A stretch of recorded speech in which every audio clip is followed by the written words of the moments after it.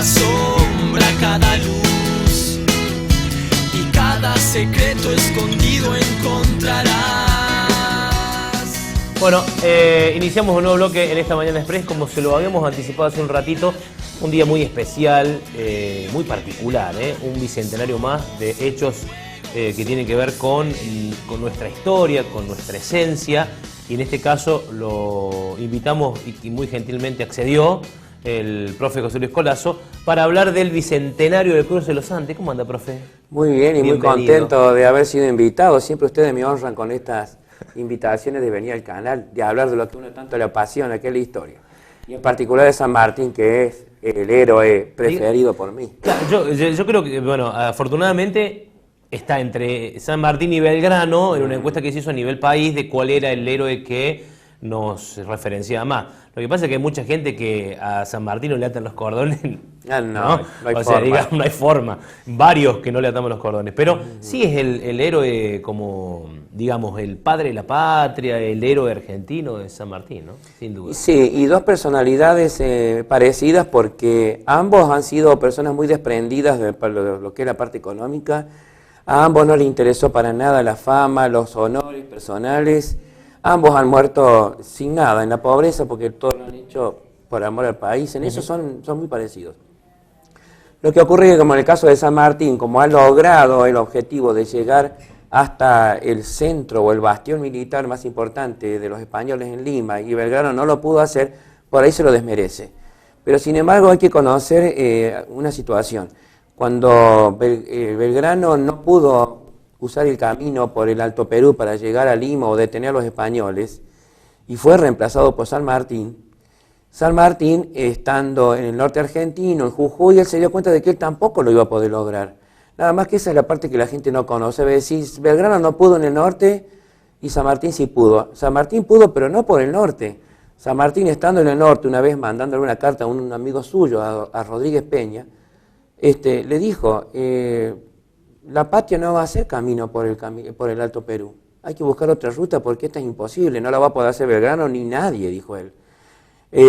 O sea que por ahí hay una mala idea o un concepto equivocado sobre que Belgrano fue menos. Yo creo que no, que ha sido un grande como San Martín también. Seguramente. Bueno, hablamos recién fuera de micrófono de que el cruce de los Andes, lo que debe haber sido, porque en el día de hoy cuesta llevar a cabo ese cruce, lo que debe haber sido en ese momento. Sí, y acá, yo no sé, hay varias perspectivas. Los hechos históricos siempre están bastante entretejidos y uno por ahí puede tener miradas micros o macros, depende de cómo lo quiera analizar. Ha sido muy complejo todo esto. Por ahí uno quiere sintetizarlo en pocos minutos y uno tendría para hablar todo un día, pero por supuesto que eso termina aburriendo. El hecho es que desde una mirada más centrada en el cine, incluso los Andes, porque habría que ver también cuál es el interés de la gente, si saber los detalles de un cruce o si por ahí a uno le interesa enmarcar ese cruce en hechos históricos que van más allá de lo nacional, que puede llegarse hasta internacional, depende de lo que uno pretenda. En el caso que vos me estás preguntando, en lo particular, estos caminos que se han usado para cruzar los Andes no han sido caminos vírgenes, sino que eran caminos que ya habían sido trazados y muy utilizados por los comerciantes, más que nada, unos 200 años antes de San Martín. Es decir, que por ahí también está la idea errónea de que San Martín cruzó sobre territorio que nunca antes había pasado. No es el hecho sí de cruzar por esos caminos, que tampoco ha sido uno, han sido 6 caminos andinos los que se han usado. Lo importante es de la empresa de movilizar tantos animales, personas, explosivos, y trepar montañas de hasta 5.000 metros de altura. Claro, uno no toma la dimensión, porque uno, aquellos que no conocen la cordillera de los Andes, no toman la dimensión de lo que fue, porque uno cuando se para de frente de la cordillera se da cuenta de lo que... ¿De dónde sale San Martín? Bueno, él sale particularmente desde la ciudad de Mendoza, por el paso de los Patos, acompañado fundamentalmente por un general chileno que era Bernardo de O'Higgins.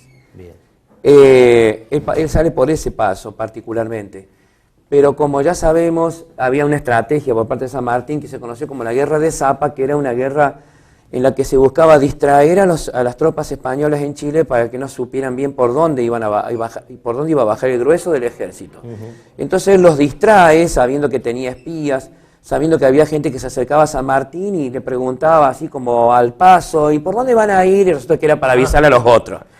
Entonces él, haciéndose el tonto, les hablaba sobre los pasos que iba a utilizar, que iban a salir más bien de La Rioja o de San Juan, cosa que ocurrió. Hubo tropas que salieron desde La Rioja, que iba a atacar Coquimbo, Copiapó, iba para otro lado, y resulta que él la tenía pensado por otro lado. Le hizo una jugada de ajedrez, digamos, Exacto. para hacer un jaque mate. Digamos que esa imagen o ese cuadro que se pinta San Martín no lo hizo por un solo paso.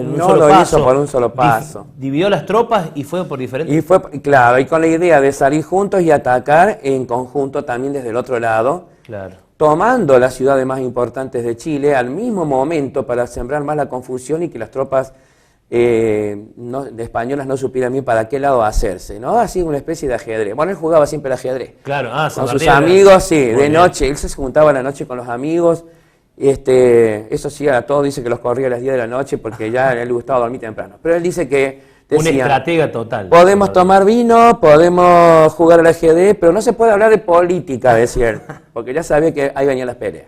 Bueno, pero volviendo al tema, la idea era, hay que pensarlo también, como decís vos, en cuanto a lo que fue la empresa en sí.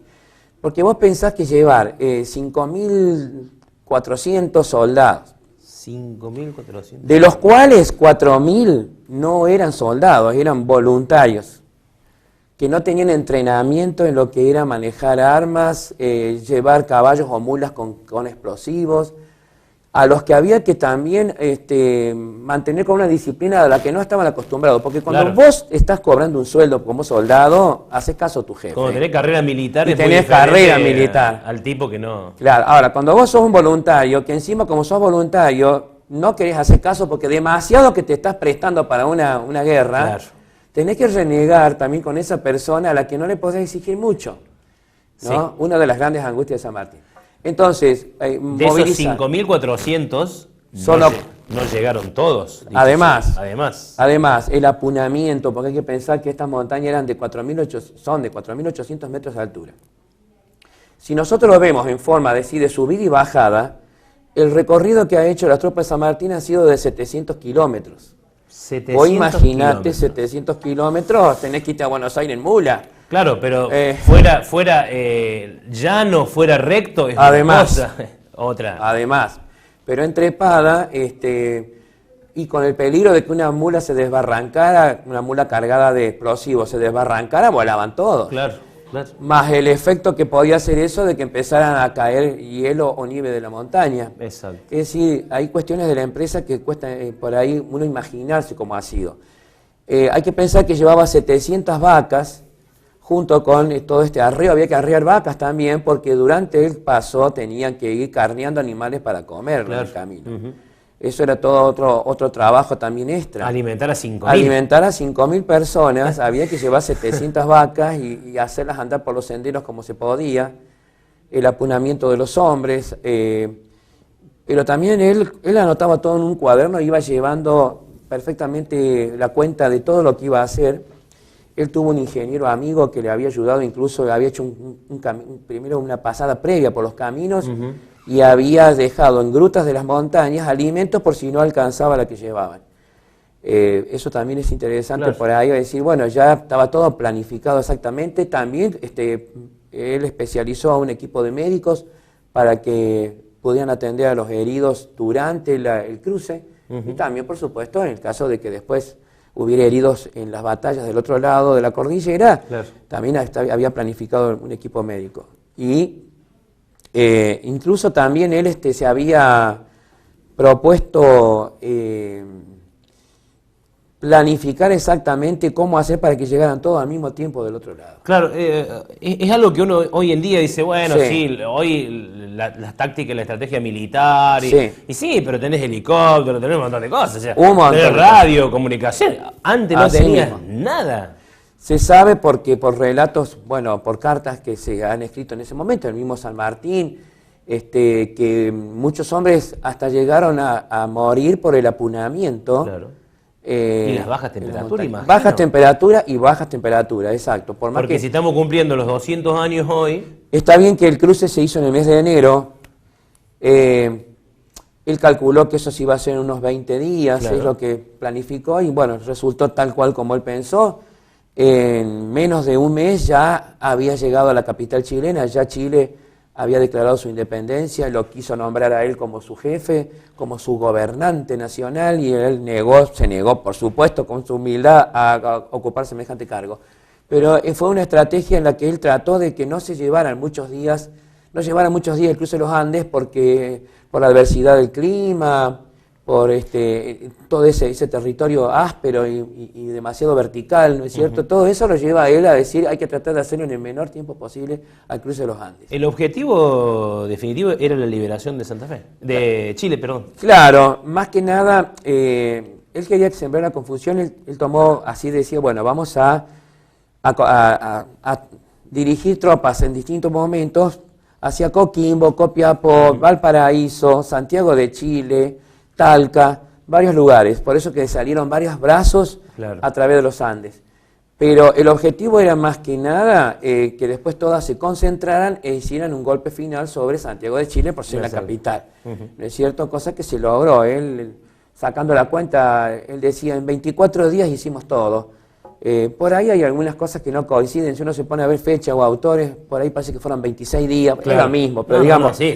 Él cuando llega a Chile, menos con exacto, cuando se hizo, que se mandó. Lógico, cuando se hizo él hizo un discurso, una noche que se hizo una fiesta en la misma capital chilena, él dijo, hemos hecho todo esto en 24 días, o sea, planificado como él lo había hecho, así tal resultó, o sea, una persona muy estructurada, exacto, muy minuciosa, se conservan cuadernos de él en los que tiene detallado todo lo que conseguía, todo lo que debía hacer día por día, fantástico. ¿Lleva cañones, lleva armamento pesado aparte? Lleva cañones, granadas para ese enfrentamiento y eso es lo que justamente hacía peligroso el viaje también. Claro. Hubo partes en las que el ingeniero Álvarez Condarco va a tener que... Previamente él le pidió que diseñara algunos puentecitos plegadizos para unas partes donde en los Andes había que pasar con las mulas y había que correr el menor riesgo de que pudiera haber alguna explosión. ¿Puentes plegadizos? Puentes plegadizos también llevaron. Pero, digo, ¿cómo eran? ¿Cómo eran? Eso yo quisiera saber también. Eran claro. De metal estos puentes, pero yo no he visto nunca... claro, ¿cómo? Porque aparte de llevar, decir, bueno, lleva armamento, pero llevan puentes, sí, o sea, también. Era todo... una estrategia de ingeniería. De ingeniería, por eso que él, amigo de él, era ingeniero, él es el que le ayuda a hacer justamente, a solucionar el problema, porque yo te comenté, esos caminos ya estaban, pero lo hacían comerciantes, claro. Con pocas mulas, ahora movilizar un total de, vos pensás que él llevaba más o menos unas 10.000 mulas, 10.000 y algunas mulas, no me acuerdo la cifra, 1.600 caballos. Había que hacer pasar esos 12.000 bestias. Claro, es que... ¿No es cierto? Por algunos lugares donde no era tan fácil. La mula, bueno, banca todo, pero se agarra cualquier terreno, pero mula cargada con explosivo, no es lo mismo. No, seguro, claro. Seguro. Y además, aparte de los 5.400 soldados, llevaba, imaginamos, gente, que trabajaba, no es que los soldados hacían todo. Claro, él tenía que llevar, lógico, él también llevó vaquianos, por ejemplo, que ayudaran a esto, faenadores de animales. Cocineros, exacto, cocineros. Médicos. Yo te comenté, los médicos. Era una empresa muy importante. Yo creo que los relatos de la época dicen que la ciudad de Mendoza estaba de fiesta porque fue tanta la emoción de ver todo ese movimiento de hombres y de animales que se estaban preparando desde la plaza céntrica de Mendoza para ir a los Andes. Fue algo que impactó mucho a la sociedad en ese momento. Incluso la gente ya previamente había hecho celebraciones, adornaron todas las calles con banderas, se cantó el himno nacional. Fue una fiesta muy emotiva. Dice que incluso antes de la salida, San Martín dice que puso en alto la bandera que había hecho su esposa con las damas cuyanas, y dice que se produjo un silencio impactante. Y ahí es cuando hizo jurar la bandera, y él dijo que esa era la primera bandera que se iba a usar para la independencia. Qué impresionante. Sí. En algún momento San Martín habrá dicho, no llego, habrá flaqueado, habrá dicho... Si lo pensó, no se sabe, No lo porque escribió él siempre en ningún momento. él siempre ha demostrado seguridad. Si a lo mejor en su intimidad habrá tenido algún temor en algún momento, eso no se sabe porque nunca lo expresó, jamás. Él transmitía esa confianza de que se iba a lograr. Además era un hombre que él hablaba poco, en realidad. Le gustaban las bromas, tenía amigos, todo eso se sabe bien. Le gustaban también por ahí esas picardías, de reírse, demás como cualquier ser humano. Exacto. Pero era una persona que trataba de no hablar de más, o de no manifestar sus sentimientos por una cuestión de la misma formación que le había tenido desde niño como militar. Hasta el día de hoy militar, es así. claro, militar, el sí. militar ya se forma para ser un tipo parco, de tratar de no hablar demasiado. Entonces eso no se sabe de él. Pero él transmitía con Transmitía su presencia confianza, Sí, seguridad. sí. Eso- Porque hay que tener, hay que tener una confianza para haber dicho, bueno, vamos, cruzamos, hay que liberar a Chile, Exacto. y como sea, por acá, Claro. digo, el tipo debe haber estado pensado y haber Sí. analizado un montón de cosas, horas y horas a la noche. Sí. Él lo que sí, por ejemplo, relató es el tema de... Él se sentía con cierta flaqueza física, eso sí lo relató sin ningún problema, porque él decía que el frío era tan intenso Claro. que dice que le provocaba mucho sueño. A veces llegaba un momento que tenía que dormir, el frío lo adormecía mucho en la montaña. Lo que también hay que tener en cuenta es que San Martín era una persona que tenía úlceras estomacales, Claro. padecía de gota, eso hacía que su cuerpo se Tenía muchos hinchara la problemas de gota salud, sí. y tenía las úlceras estomacales que es una enfermedad que él sí también eso lo relata, con sus flaquezas humanas, él relata de que lo que le provocaba esas angustias era la gente de miércoles que había en el país. Así que eso no ha cambiado mucho, fíjate Bueno, vos.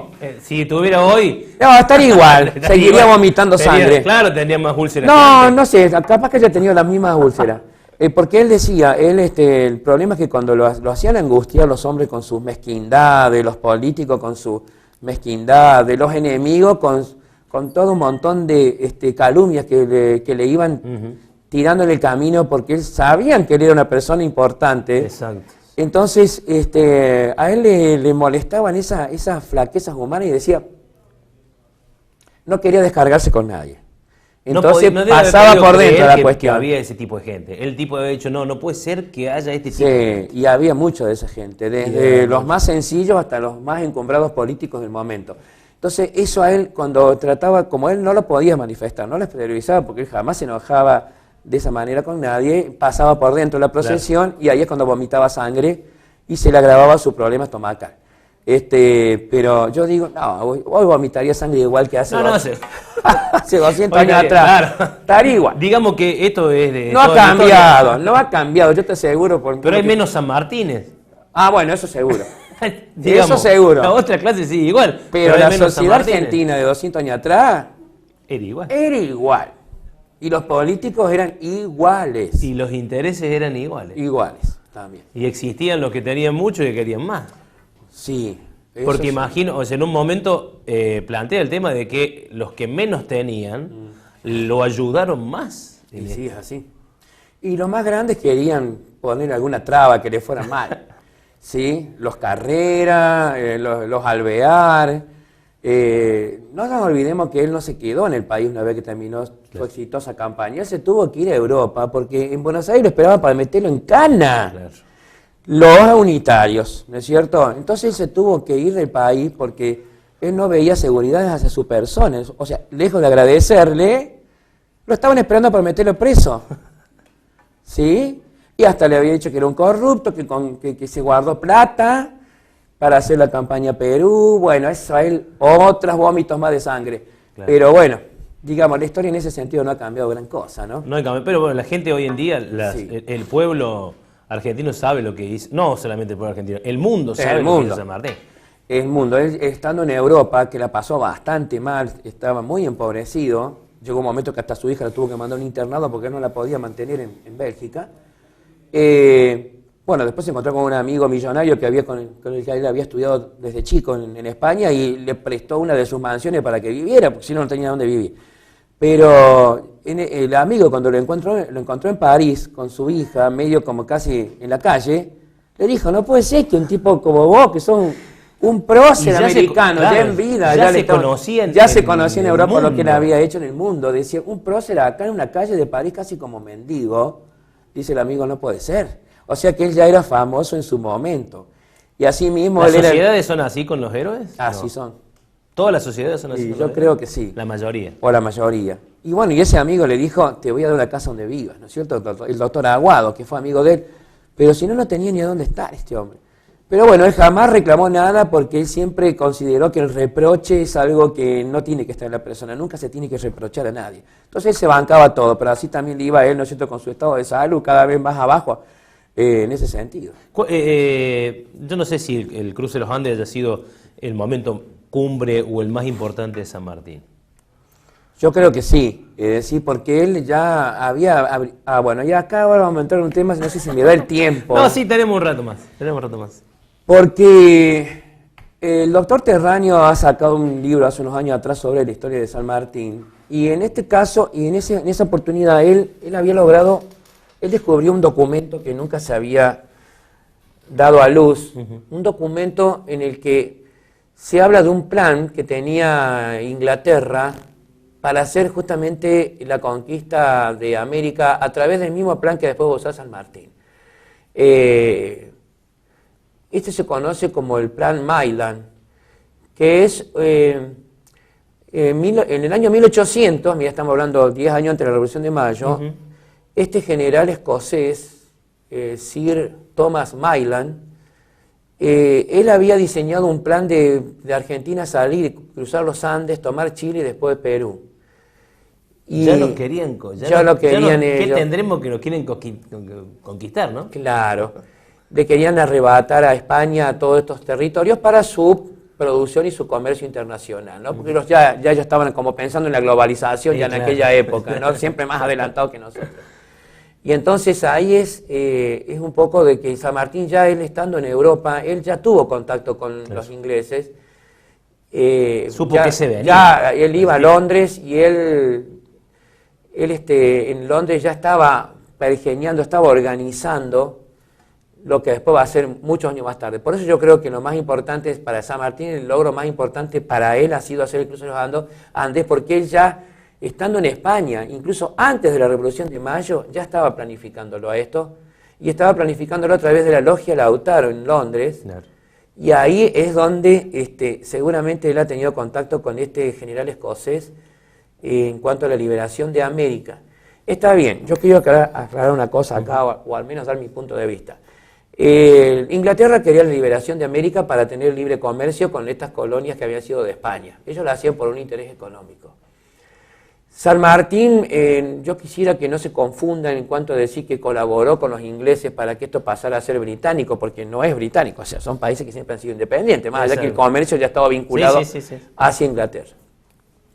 Yo lo justifico a San Martín en el sentido de que si bien él colaboró con Inglaterra a través de la Logia Lautaro para la liberación de América, lo hizo porque si no se buscaba a un aliado poderoso a nivel mundial, no se iba a poder liberar esto de España. España era un imperio español en América. Ellos tenían desde el sur de Estados Unidos hasta Tierra de Fuego, sacando Brasil. Era un imperio. Y ¿cómo hacer? ¿Con qué? Que se los querían sacar los portugueses, pero no... Claro, pero ¿cómo hacer para que con pocos soldados, porque casi no había milicia, yo te contaba, de 5.400, 4.000 no eran soldados de carrera. Claro, ¿Cómo hacer a liberar un continente sin apoyo británico, que era la potencia que sí, a la que le hacía cuco, digamos, España? Entonces, acá hay muchos historiadores, hay grandes debates, por ahí, como esto que hace Terráneo cuando sacó el libro sobre San Martín, que dijo que descubrió ese documento en el que ya estaba ese plan Maitland. Suena por ahí como que San Martín era un anglófilo. Yo quisiera verlo más como que él se apoyó en alguna potencia poderosa como para lograr el sueño de la liberación. Refuerzo. Él sabiendo que solo no lo iba a hacer. Así que pensemos, si en 1810... Pero hoy en día somos libres. Claro, digamos. Él nunca puso en duda esa cuestión. Totalmente. Y si lo comparamos con el otro gran libertador de América, que ha sido Simón Bolívar desde Venezuela, Simón Bolívar también participó en la organización de la Logia Lautaro en Londres para la liberación de América. O sea, los dos grandes libertadores de América pertenecían a la misma logia masónica. Los dos estuvieron en Inglaterra y ya sabemos que el ataque a Perú ha sido desde Venezuela con Bolívar y desde San Martín de abajo hacia arriba para encontrarse justamente, concentrar tropas en Lima. Vale decir, era la idea de estos hombres muy ilustrados, porque tanto San Martín como Bolívar han sido personas muy estudiosas, muy ilustradas, que ellos consideraban que la única forma de hacerlo ha sido con el apoyo de una potencia europea. Pero ninguno de los dos, hasta donde yo he leído, ni Bolívar ni San Martín, han dicho, vamos a sacar esto a España para que pase a ser británico. No. Lo hacemos por lo hacemos por Argentina. La libertad por América del Sur. Por América del Sur. Que después estos países libres vinculen sus economías, era otra cuestión, pero ya era un paso hacia adelante.